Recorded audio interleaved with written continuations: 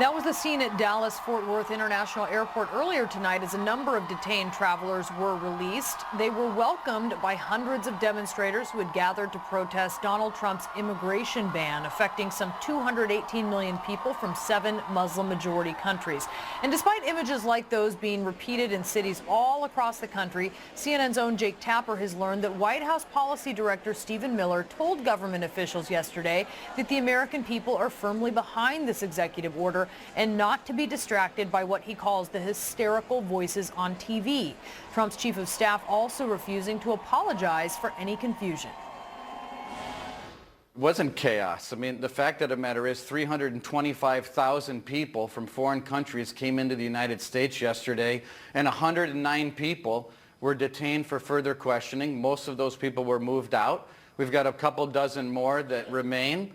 And I would suspect, as long as they're not awful people, that they will move through before another half a day today. And perhaps some of these people should be detained further.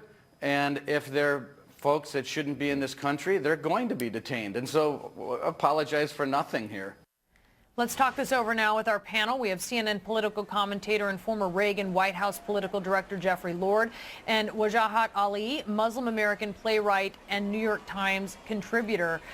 So Wajahat, could Trump's team be right here that despite the protests we're seeing, there are probably a large number of Americans who support this travel ban? I think we've seen some research that shows there is a large contingent of Americans who are right on board with this. Well, let's not talk about alternative facts, but in reality, Donald Trump lost the majority vote. There weren't 3 million undocumented individuals who voted for him illegally. So the majority of Americans are against Donald Trump and his vision for America. He has the lowest favorability rating of any incoming president in modern history. And if you are to look outside and look at these beautiful crowds, spontaneously, these men and women left the comfort of their homes, left their families, left their weekends to hold up signs welcoming immigrants, visitors, and refugees to this country. They are embracing the legacy of America, what makes us so great. These are people of different religions, different national origins, different ethnicities in Chicago, in Boston, SFO, at JFK, at Dulles.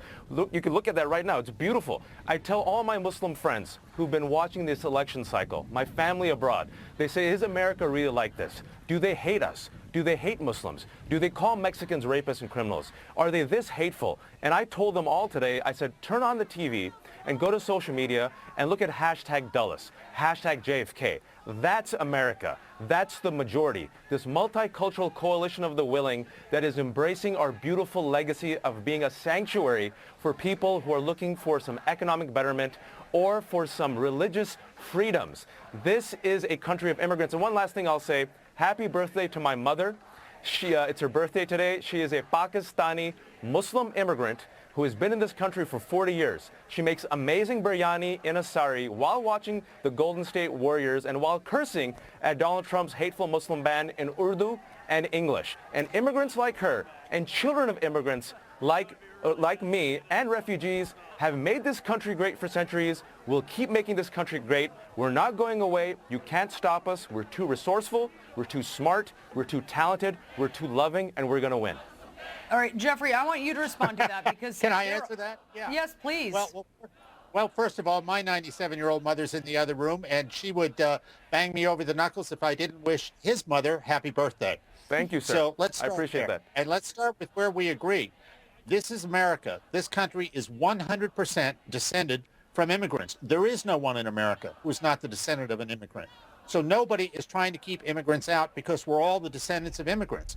Except all Donald we are Trump. trying to do, all the president is trying to do here is protect those of us who are inside the United States of America from being killed by people outside the United States of America who wish to kill not just Americans, but Canadians and French and English and Spanish and on and on and on and on the list goes. That's but Jeffrey, all. That's all. Jeffrey, wouldn't you agree? Jeffrey, wouldn't you agree? Stephen Miller, yeah, sure. Go ahead. Are on the inside, and they got it exactly right. We should not make too much about all these television pictures. I remember in the Reagan era when there were 1 million people in Central Park protesting Ronald Reagan's Cold War policies. He won re-election the following year with 49 states. So just because you've got all these people there doesn't necessarily mean all the American people agree with you. So you could just show how Donald Trump is so culturally tone deaf. Number one, he signs this executive order on National Holocaust Remembrance Day, and he didn't mention Jewish people, which, by the way, if you're following social media, neo-Nazis have been praising him. That just shows you something, that Nazis seem to love him. And number two, today, while so many Americans were out, he was watching Finding Dory. And he's probably so tone deaf that he doesn't realize that's a movie about a fish that's desperately trying to find its family after being separated. And that's what's happening right now, that innocent people are being separated from their families, like that Iraqi translator who helped U.S. forces in Iraq. He was detained at JFK. His crime, his national origin. Or like I said in the last segment, the 7-month pregnant Iranian woman who actually works for Genentech was detained in SFO. How does this make us safe? It doesn't. It's hateful, it's divisive, it's mean-spirited. Jeffrey, it's mean-spirited. Can I ask you, Jeffrey, because, we heard Kellyanne Conway say